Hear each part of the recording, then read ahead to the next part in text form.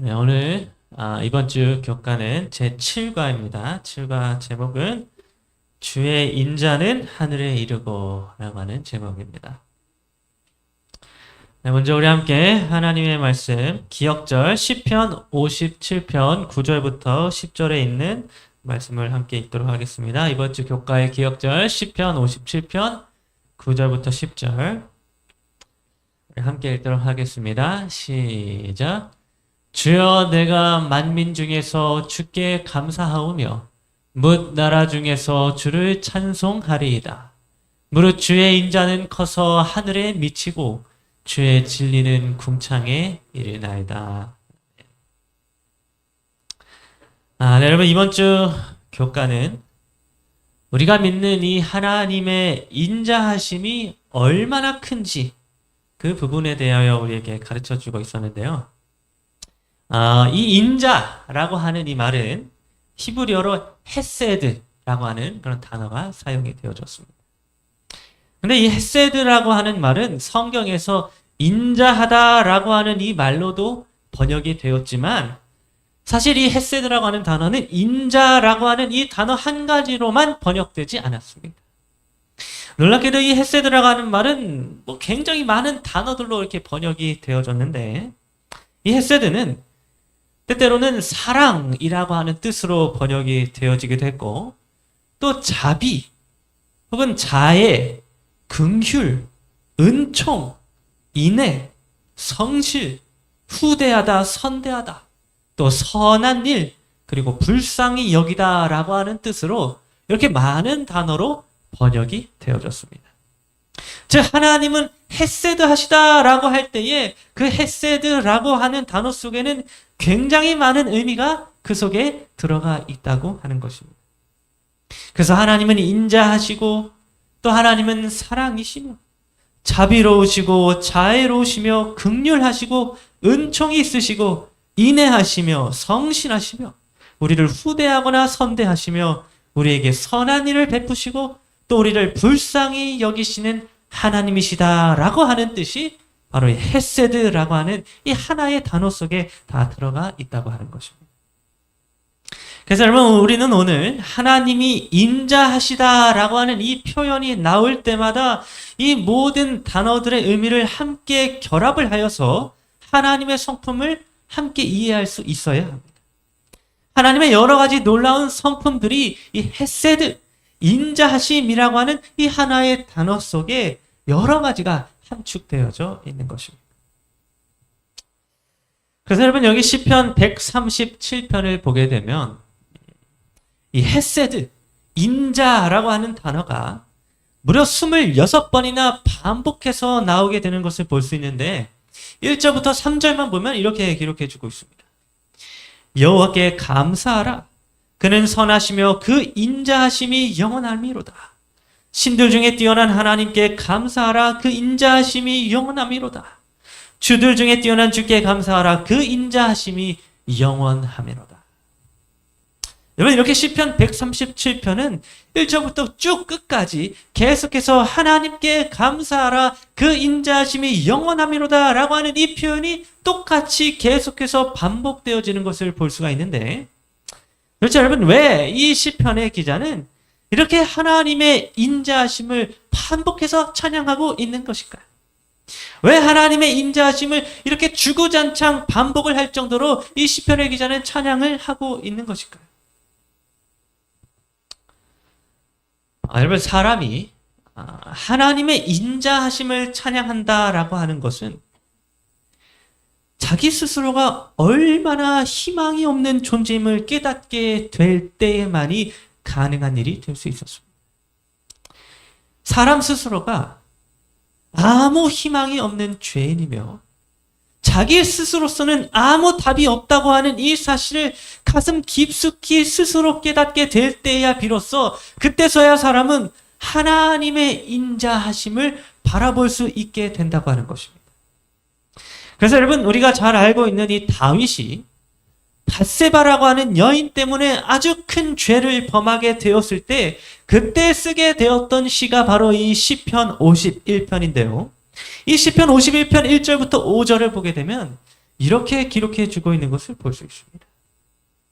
하나님이여 주의 인자를 따라 내게 은혜를 베푸시며 주의 많은 긍휼을 따라 내 죄악을 지워 주소서. 나의 죄악을 맑게 씻으시며 나의 죄를 깨끗이 제하소서. 무릇 나는 내 죄가를 아오니 내 죄가 항상 내 앞에 있나이다. 내가 주께만 범죄하여 주의 목전에 악을 행하여 싸우니 주께서 말씀하실 때에 의로우시다 하고 주께서 심판하실 때에 순전하시다 하리이다. 내가 죄악 중에서 출생하였으며 어머니가 죄 중에서 나를 잉태하였나이다.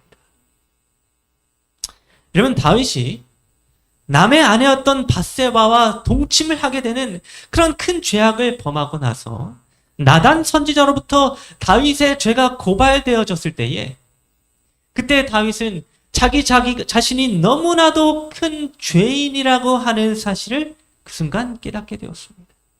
자기 자신이 죄악 중에서 출생하였고 어머니가 죄 중에서 나를 잉태하였나이다 라고 고백을 하면서 다윗은 자기 스스로가 하나님 앞에 아무 소망 없는, 아무런 답도 없는 그런 죄인임을 스스로 고백하게 되었던 것입니다. 그런데 바로 그때에 자기 스스로가 하나님 앞에서 너무나도 큰 악을 행하였으며 그 죄로 인하여 도무지 부끄러워가지고 감히 하나님 앞에서 살아갈 수 없다고 느끼게 되었을 때에 그 순간 다윗은 무엇을 바라보게 되었는가 하면 바로 하나님의 인자하심을 다윗이 바라보게 되었습니다. 다윗이 어려서부터 배워왔고 경험해왔던 또 말씀을 통하여 깨닫게 되었던 하나님의 인자하심을 그 순간 다윗은 머릿속으로 떠올리게 되었습니다. 그리고 그런 하나님의 인자하심을 바라보면서 다윗은 하나님이여 주의 인자하심을 따라 내게 은혜를 베풀어 주셔서 내 죄악을 지워달라라고 그렇게 간절히 기도하게 되었던 것입니다. 여러분, 저도 중학교 3학년 때 제가 처음으로 스스로 성경을 펴서 읽다가 우연히 출애굽기 20장에 있는 말씀을 보게 되었습니다. 출애굽기 20장에 있는 말씀이 뭐죠? 십계명. 제가 그날 처음으로 십계명을 직접 성경을 펴서 보게 되었던 것입니다. 그리고 저는 그 출애굽기 20장에 기록되어져 있는 하나님의 말씀, 곧 하나님의 나라에 거하는 자들이 지켜야 하는 하나님 나라의 법에 대하여 제가 하나하나 읽어 내려가다가 제 자신이 십계명 앞에서 하나님의 법 앞에서 완전히 죽을 수밖에 없는 죄인이라고 하는 사실을 제 스스로 깨닫게 되었습니다. 십계명을 봤더니 하나님의 나라의 법을 봤더니 저라고 하는 사람은 하나님의 나라의 법을 단 하나도 제대로 지키고 있지 않은 불법한 사람이라고 하는 사실을 제가 깨닫게 되었던 것입니다. 그래서 아무리 제 안에서 스스로 막 핑계를 만들어 보려고 해봐도 저는 10계명 가운데 그 어떤 계명 가운데서도 단 하나도 떳떳하게 지키고 있지 않은, 하나의 계명도 제대로 지키고 있지 않은 그런 완전한 죄인임을 제가 깨닫게 되었습니다. 여러분, 제가 그 사실을 깨닫게 되는 순간 제 온몸이 떨리기 시작하였습니다. 하나님 앞에서 제 자신이 불법한 자이며 죽어 마땅한 죄인이라고 하는 사실을 깨닫게 되니까 갑자기 엄청난 공포심과 두려움이 제 전신을 사로잡게 되었던 것입니다. 여러분, 바로 그 순간 지금 당장이라도 마치 하나님이 불법한 죄인에게 심판을 내려서 저를 죽게 할 것만 같은 그 두려운 순간에 제가 할 수 있는 일은 딱 한 가지뿐이었는데 그것은 바로 하나님의 인자하심을 바라보는 일뿐이었습니다. 여러분, 저는 그 두려운 순간에 무릎을 꿇고 하나님께 간절히 기도하게 되었습니다. 하나님, 저는 하나님 앞에 죽어 마땅한 죄인입니다. 하나님의 법대로 하면 저는 완전히 불법한 자입니다. 그러나 하나님, 제가 어려서부터 들어왔던 하나님은 인자하신 하나님, 은혜의 하나님, 사랑의 하나님이셨습니다. 그래서 하나님이 정말 사랑의 하나님이시고 은혜의 하나님이시며 인자하신 하나님이시라면 저의 죄를 제발 용서해 주세요. 여러분, 저는 그날 하나님의 인자하심에 저의 인생을 맡기게 되었습니다. 하나님의 인자하심이 아니면, 죄인을 용서하실 수 있는 하나님의 인자하심이 아니면 저에게는 아무런 소망도 아무런 희망도 없었던 것입니다. 여러분, 다윗의 이 기도가 바로 이런 기도였습니다. 하나님의 인자하심 외에는 자기가 기댈 수 있는 것이 아무것도 없었기에 그는 하나님의 인자하심에 자기의 상황을 호소할 수밖에 없었던 것입니다. 여러분, 여기 시편 51편 10절을 보면 다윗이 이렇게 기도하는 것을 볼 수 있습니다. 내 속에 정한 마음을 창조하시고 내 안에 정직한 영을 새롭게 하소서. 여러분, 이 창조라고 하는 것은 이 세상을 살아가고 있는 어떤 사람도 할 수가 없는 일입니다. 무엇인가를 창조한다라고 하는 것은 우리 사람에게는 완전히 불가능한 일인 것입니다. 세상의 기술이 아무리 발달하고 과학이 발전한다 할지라도 사람은 무에서 유를, 아무것도 없는 곳에서 무엇인가를 창조할 수가 없습니다. 사람은 풀 한 포기조차 창조할 수가 없는 것입니다. 그래서 여러분, 이 창조라고 하는 것은 오로지 하나님에게만 속한 하나님의 능력을 의미하는데, 다윗은 바로 그 창조의 능력을 하나님께 구하면서 내 속에 정한 마음을 창조해달라라고 그렇게 기도하고 있는 것입니다. 여러분, 다윗은 이때 무엇을 너무나도 잘 알고 있었는가 하면 자기 속에 자기 스스로가 정한 마음, 정직한 마음을 갖게 할 수 없다는 사실을 다윗은 너무나도 잘 알고 있었습니다.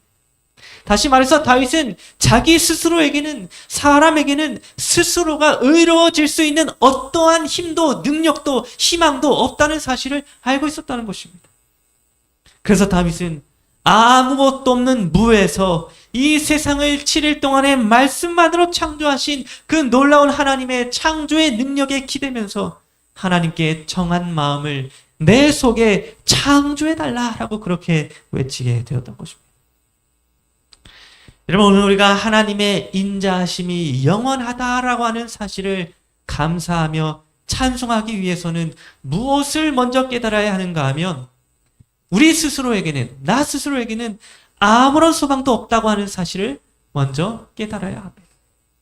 내 자신이 하나님 앞에 어쩔 수 없는 완전한 죄인이라고 하는 사실을 마음속 깊이 깨닫게 될 때야 비로소 우리는 하나님의 인자하심을 찬양하고 노래하며 감사할 수 있게 되는 것입니다. 특별히 여러분, 우리는 성경에서 하나님의 인자하심이 아주 많은 경우에 하나님의 언약과 함께 같이 이렇게 나온다고 하는 사실을 발견할 수가 있습니다. 하나님의 인자하심이 언약이라고 하는 이 단어와 함께 나올 때가 굉장히 많다는 것입니다. 그래서 느헤미야 9장 3절은 이렇게 기록해 주고 있습니다. 언약과 인자하심을 지키시는 하나님이요. 여러분, 지금 이 언약이라고 하는 단어와 인자라고 하는 단어가 함께 나오고 있는 것을 볼 수가 있는 것입니다. 또 여기 시편 25편 10절도 이렇게 기록해 주고 있습니다. 그의 언약과 증거를 지키는 자에게 인자와 진리로다. 여기서도 언약과 인자가 함께 나오고 있는 것입니다. 또 시편 106편 45절도 이렇게 기록합니다. 그의 언약을 기억하시고 그 크신 인자하심을 따라 뜻을 돌이키사. 또 다니엘서 9장 4절도 이렇게 기록합니다. 언약을 지키시고 그에게 인자를 베푸시는 이시여. 여러분, 이렇게 우리가 성경을 보게 되면 언약이라고 하는 단어와 하나님의 인자하심이 같이 이렇게 나오고 있는 것을 볼 수가 있는데, 우리는 이런 표현들을 통하여 하나님의 언약과 하나님의 인자하심이 아주 밀접하게 연관되어 있다고 하는 사실을 알 수가 있습니다. 여러분, 하나님께서는 어떤 분이신가 하면 언약을 지키시는 분이십니다. 특별히 하나님은 어떤 언약을 우리에게 주셨는가 하면 이 세상을 창조하기 전부터 우리를 위하여 독생자 아들을 내어주사 십자가에 달려 죽게 하심으로 우리 사람들의 죄를 용서하시고 생명을 구원하시겠다라고 하는 그런 언약을 오늘 우리들에게 주셨습니다. 그런데 여러분, 누구나 말로는 언약을 뱉을 수 있고 언약을 말할 수는 있습니다. 이 세상을 살아가는 어떤 사람이라도 약속은 쉽게 맺을 수 있는 것입니다. 오늘도 제가 그냥 쉽게 약속을 누군가 맺을 수 있고 내일도 맺을 수 있습니다. 그러나 여러분, 약속을 맺고 그 약속을 지키는 것은 누구나 할 수 있는 일은 아니었습니다. 여러분, 제가 얼마 전에 우리 충청 앞에 어떤 목사님에 대한 이야기를 제가 듣게 되었는데요. 그 이야기를 들으면서 제가 그 목사님이 참 대단하다 뭐 이런 생각을 하게 되었습니다. 여러분, 우리 충청 앞에 어떤 목사님이 계신데 그 목사님은 이렇게 교회의 인사 발령을 받아서 교회의 발령을 받고 갈 때마다 교인들 앞에서 하는 이야기가 있다고 합니다. 처음 교회 발령을 받아서 교인들 앞에서 딱 하게 되는 이야기가 있는데 그 이야기가 무엇인가 하면 그 목사님이 이렇게 이야기한다고 합니다. 여러분, 저는 이 교회에 뼈를 묻겠습니다. 이렇게 이야기를 한다는 것입니다. 이 목사님은 새롭게 발령을 받아서 교회를 가게 되면 가는 교회들마다 그 교인들 앞에서 제가 이 교회에 뼈를 묻겠습니다. 이렇게 이야기를 한다는 것입니다. 네, 물론 여러분, 그 목사님이 그 교회에 뼈를 묻겠습니다 라고 말했을 때에 말과는 달리 그 마음만큼은 아마 결코 거짓은 아니었을 것입니다. 그런데 여러분, 그 목사님이 정말 그 교회에 뼈를 묻었겠습니까? 결코 그렇지 않습니다. 그렇게 뼈를 묻겠다고 한 교회가 이미 몇 교회나 되지만 그 어떤 교회에서도 뼈를 묻지 않고 계속해서 지금도 발령을 받아서 다른 교회로 옮겨 다니고 있는 것입니다. 여러분, 사람은요, 약속을 지킬 만한 능력이 없습니다. 아무리 약속을 하고 그것을 지키려고 해도 조금만 수틀리면, 조금만 환경이 어려워지면, 조금만 내 상황이 어려우면 그 약속을 지키지 않게 되고 또 지키지 못하게 되는 것입니다. 그러나 여러분, 하나님은 우리를 위하여 맺은 이 언약을 반드시 지키시는 분이신데 그 이유는 무엇인가 하면 바로 그분이 인자하신 분이시기 때문입니다. 하나님이 헤세드 하신 분이시기 때문에, 하나님이 인자하신 분이시기 때문에 하나님의 인자하심이 그냥 요만큼 있는 것이 아니라 하늘에 닿을 만큼 너무나도 크고 높기 때문에 하나님은 결코 그 어떤 상황 속에서도, 그 어떤 환경 속에서도 그분이 하신 언약을 잊지 않고 이루시는 분이라고 하는 것입니다. 그래서 여러분, 우리는 예수 그리스도께서 친히 이 땅에 오셔서 어떻게 그 어려운 상황 속에서도 끝까지 언약을 놓지 않고 지키시는가를 우리는 말씀 속에서 보게 됩니다. 창세전에 맺으셨던 언약 그대로 자기 자신의 목숨을 내어줌으로 이 죄인들을 구원하겠다라고 하는 그 언약대로 예수님은 이 땅에서 어떻게 하셨는가 하면 십자가로 친히 걸어가셨습니다. 사람들이 예수님을 향하여 돌을 던질 때에도 예수님은 언약을 버리지 않으셨습니다. 그분의 등이 군인들에 의하여 채찍에 맞을 때에도 예수님은 그 언약을 잊지 않으셨습니다. 그분의 이마에 가시 면류관이 쓰이고 사람들이 온갖 비난과 멸시를 가할 때에도 예수님은 언약을 끝까지 놓지 않으셨습니다. 그분의 손과 발이 못에 박히고 그분의 옆구리에 창이 찌를 때에도 예수님은 끝까지 언약을 지키셨습니다. 여러분, 왜 예수님 그렇게까지 언약을 지키셨을까? 우리 사람은 항상 약속을 어기고 우리 마음대로 살아가는데 왜 예수님은 끝까지 언약을 지키셨을까? 그것은 바로 그분이 인자하신 하나님이셨기 때문이었습니다. 여러분, 하나님이 인자하신 분이 아니셨다면, 하나님이 사랑이 아니셨다면, 하나님이 자비롭지 않고 긍휼이 없으시고 선하지 않으시며 우리를 불쌍히 여기지 않으셨다면 하나님은 결코 우리를 위하여 언약을 성취하지 않으셨을 것입니다. 그러나 하나님이 인자하신 분이셨기에, 주의 인자가 하늘에 이를 만큼 높았기에 하나님은 그분의 인자하심에 따라 십자가에서 언약을 성취해 주셨던 것입니다. 이런 생각해보면 하나님이 인자하신 분이 아니셨다면 우리는 너무나도 끔찍한 세상을 살아갈 수밖에 없었을 것입니다. 하나님이 사랑이 아니셨다면 우리는 정말 아무 소망 없는 세상을 살아가야 했을 것입니다. 그러나 너무나도 다행스럽고 감사한 것은 하나님이 인자하신 분이셨다고 하는 이 사실입니다. 그분이 사랑이라고 하는 그 사실이 우리에게는 너무나도 감사하며 다행스러운 일이 아닐 수 없는 것입니다. 그러면 오늘 우리 모두가 그분의 인자하심을 인하여 감사하는 자들이 되기를 간절히 바랍니다. 우리가 우리 스스로에 대하여 아무 희망 없음을 깨닫게 될 때에 그 순간 인자하신 하나님을 믿음으로 바라보게 되기를 간절히 바랍니다. 그리하여 우리를 향한 언약을 반드시 이루시는 그 하나님을 바라보고 우리 자신을 하나님의 은혜에 맡기게 되는 그러한 여러분 모두가 되기를 간절히 바라면서 오늘 교과 공부를 마치도록 하겠습니다.